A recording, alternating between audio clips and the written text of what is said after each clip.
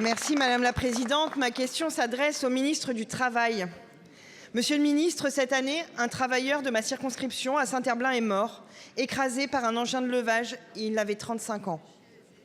On vit une hécatombe invisible des morts au travail.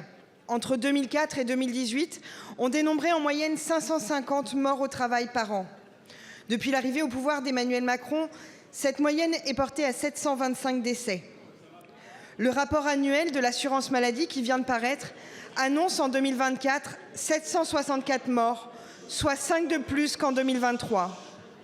La France demeure championne d'Europe des morts au travail. C'est d'autant plus grave que ce chiffre est largement sous-évalué. Les morts de la fonction publique, du régime agricole, des régimes spéciaux ne sont pas inclus. En réalité, ce sont plus de 3 personnes qui meurent au travail chaque jour. Et les morts au travail ne sont pas des faits divers. Et cette invisibilisation est politique.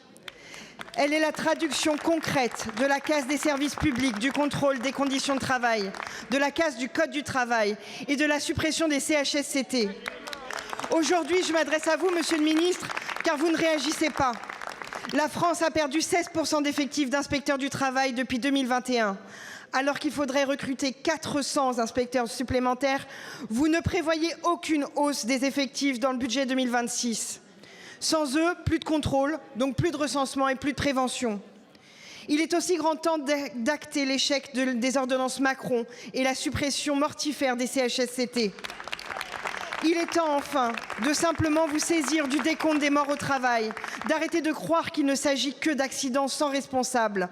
Rendez à l'inspection du travail sa mission de recensement des accidents mortels ainsi que tous les moyens nécessaires pour les éviter. Les administrateurs